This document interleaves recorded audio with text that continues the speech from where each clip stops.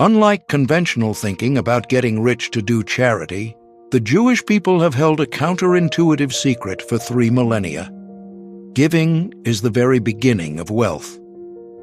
They understand that prosperity does not come from extreme hoarding, but from generous circulation. By making sharing the core of business, they have elevated money from a mere material possession to a powerful community resource. That massive wealth is the result of a mindset forged by King Solomon's financial code from 3,000 years ago. It is a great paradox. Those who try to hold on will lose, while those who know how to manage and give away will receive back in multiples. With the mindset of a steward entrusted with resources from the universe, they have turned prosperity into an endless, continuous journey. Today, we will decode the 3,000-year-old prosperity gene code from King Solomon's code. From learning how to patch the torn purse in spending to establishing a vision of planting trees for one's grandchildren instead of just living for the present. We will practice the discipline of the gathering hand instead of chasing the illusion of getting rich quick. And finally, the greatest secret, becoming a generous channel so that cash flow always circulates and multiplies eternally. I would love to know where you are joining us from. Please take a moment right now to write your city and country in the comments section below. Let us know where our prayer army is gathering today. Most of us are participating in an endless race, working harder to earn more money, yet, strangely, our purses always remain empty at the end of the month. King Solomon called this the tragedy of the torn purses. Before learning how to get rich, we must learn how to stop letting money slip through our fingers. Let's enter the first chapter, breaking the consumer mindset and patching the financial hole from within the mind. In the modern world, we often blame inflation, low wages, or expensive living costs. But the 3,000-year-old wisdom of the Jewish people, inherited from the wealthiest king in history, King Solomon, points out a much harsher truth. Poverty does not come from how much you earn, but from how you let your money slip away. Today, we will decode the first code in the journey to conquer prosperity, breaking the consumer mindset, also known as the torn purse. King Solomon, in his infinite wisdom, observed human nature and concluded in the Book of Proverbs 21:20. The wise store up choice food and olive oil, but fools gulp their hoard down. Let's pause for a moment and reflect on the phrase gulp down. Why did Solomon use such a strong verb? In modern financial psychology, we call this the instant gratification mindset. When receiving a paycheck, instead of seeing an opportunity to plant, the fool only sees a party, a trendy item, or a trip to reward oneself. They swallow the seeds of the future to satisfy the hunger of the present. The Jewish people understand that money is not a reward to be enjoyed. It is a resource to be managed. When you consider money as a personal possession, you tend to spend it emotionally. But when you view yourself as an entrusted steward, your attitude will change completely. Look at the image of oil and treasures in the proverb above. In ancient times, oil was not only food, but also fuel for light and a precious medicine. Having oil stored in the house signifies preparation and foresight. The wise, they understand the law of the seasons. There is a time to sow and a time to reap. They accept living below their means to ensure that the lamp in their house never goes out when the darkness of hardship strikes. The fool, they live as if tomorrow will never come. They confuse solvency with wealth. Just because you have enough money on your card to buy a new phone doesn't mean you are rich enough to own it. The Jewish people often teach their children that the poor eat their seeds, the rich plant them. Your purse is torn, not by thieves, but by your own short-term desires that have pierced its bottom. To patch the torn purse, we need a revolution in the mind. The Jewish people are world-renowned in finance because they strictly apply the concept of stewardship and trusted management. Imagine if a corporation entrusted you to manage a 1 billion VND investment fund. Would you dare take that money to buy a luxury car for a joyride? Absolutely not, because it is not your money. You have a responsibility to make it multiply. The Jewish people believe that all wealth in this world belongs to God, and they are merely chosen stewards. When you change your mindset from, "This is my money, I can do whatever I want with it," to, "This is a resource I have been given to care for my family and community," a power of self-discipline will emerge. The purpose of using money determines the durability of the purse. When you spend money on personal hobbies, the purse gradually widens and the money disappears. When you spend money for a noble purpose, funding children's education, supporting the community, investing for the future, the purse is sewn tightly shut by responsibility and awareness. The Jewish people do not just speak philosophy, they take specific actions. One of the famous methods is the 5 financial jars system that they teach children from a young age. Tzedakah jar, offering/charity, 10%, to remind that money must flow away to bring blessings. Savings jar, 10%, as a reserve for dire times like oil in the house of the wise. Investment jar, 20%. These are the seeds that absolutely must not be eaten. Spending jar, 50%, the limit threshold for life's necessities. Enjoyment jar, 10%, to encourage the spirit but not overdo it. By categorizing clearly like this, the whole of reckless spending is blocked from the very beginning. You no longer accidentally spend all the money you have, because you have designated a purpose for every coin before it leaves your pocket. King Solomon left a valuable warning. The wealth of the sinner, the one who does not know how to manage, will sooner or later be transferred to the hands of the righteous, the one who knows how to govern. If you do not learn how to patch your purse today, even if you earn millions of dollars, you are merely a poor person with a high income. The Jewish people did not get rich through luck. They became wealthy because they adhered to the financial code of mindfulness and temperance.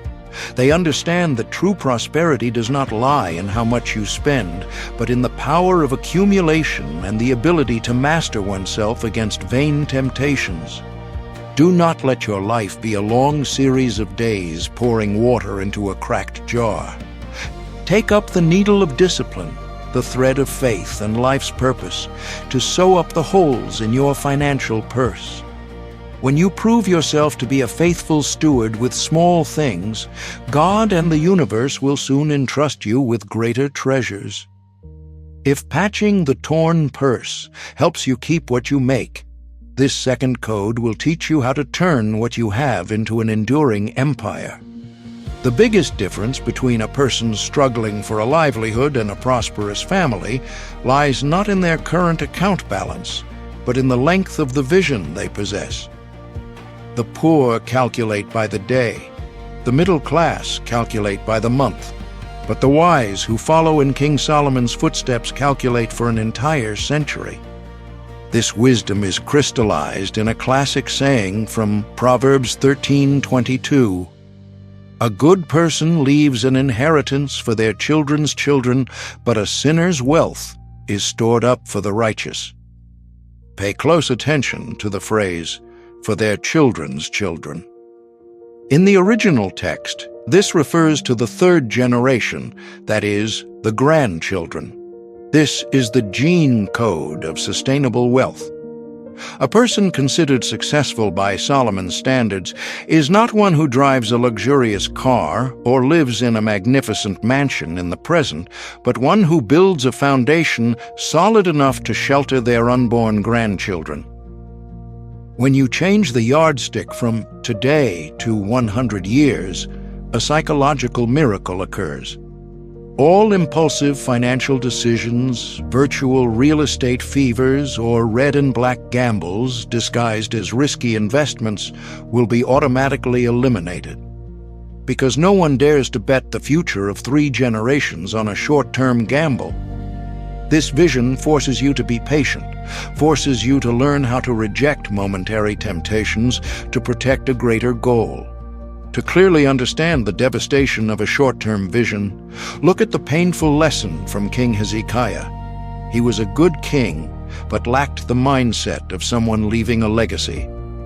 When it was prophesied that his descendants would be taken as slaves and all the treasures in the palace would be stripped away, Hezekiah calmly replied, "The word of the Lord you have spoken is good, for there will be peace and security in my lifetime." This is the spirit of selfish enjoyment, the very thing that is killing the prosperity of many modern families. We are satisfied with our own comfort, but forget that if we do not plant today, our descendants will have to beg on the very land they were supposed to inherit. In contrast, the Jewish people have a beautiful image. A white-haired old man still diligently planting a date palm tree, even though he knows he will never taste its fruit. He plants not for himself, but so his grandchildren will have sweet fruit and shade. The legacy Solomon mentions is not merely gold bars or property deeds. It is a fortune that is a synthesis of financial resources and a moral value system. If you leave your descendants millions of dollars, but do not teach them how to manage it, that money will become a poison that destroys their lives. But if you leave behind wisdom along with systematically invested assets, you have officially initiated an endless loop of prosperity. Therefore, whenever you face a financial decision, pause for a beat and ask yourself, how will this affect my grandchildren's generation? This powerful question will help you sew your purse tightly shut, redirect cash flow into truly valuable assets, and transform you from an employee of money into a great architect for your own family's history. And once you have a sufficiently broad vision, the next step is to clearly understand the law of growth. True wealth does not come overnight, but follows a silent yet powerful operating principle of time. Having a century-spanning vision, you will realize that the greatest peaks are never conquered by a single leap, but by thousands of steady steps.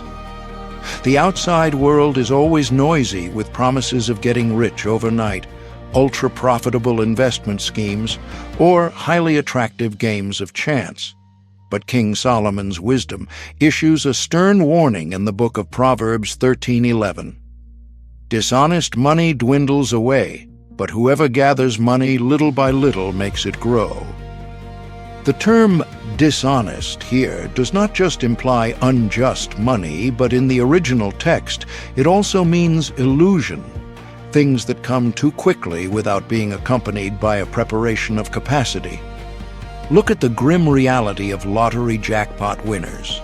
Statistics show that the vast majority of them fall into bankruptcy after just a few years. Why? Because their assets have grown many times faster than their own fortitude and management skills. When a person possesses a massive amount of money, but still has the mindset of a poor person, that money is not a blessing, but a burden that will soon crush them.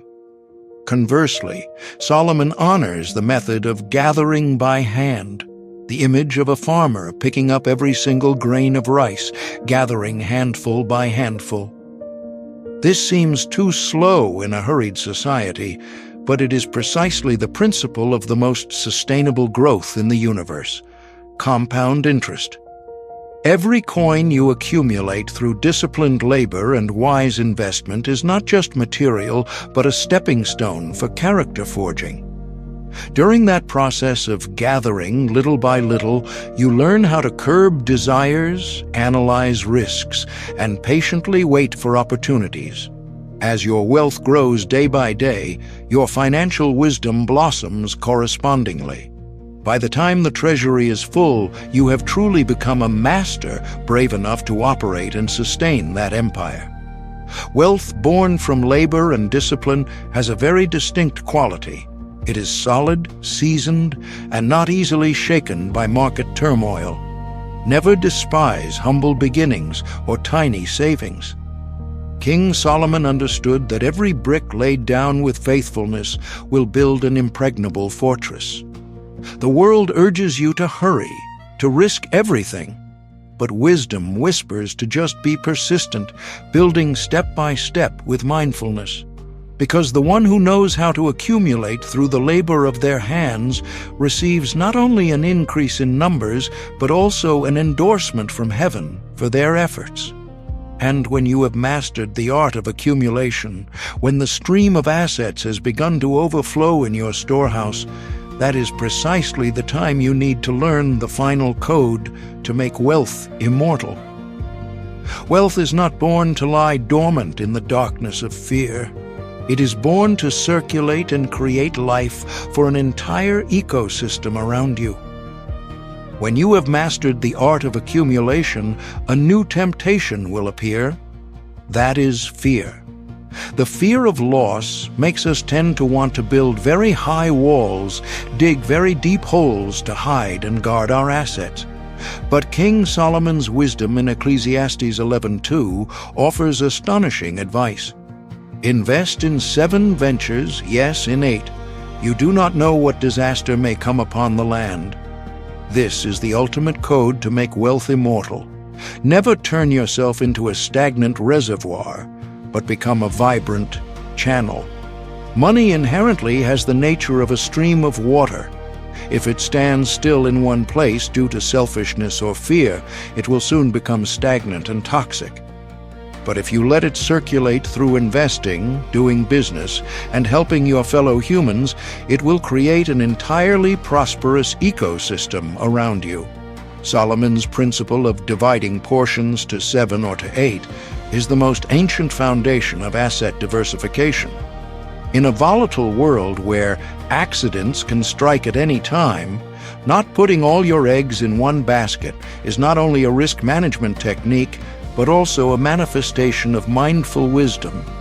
By dispersing resources into many different fields and different people, you are creating a solid safety net for your family against unannounced financial storms.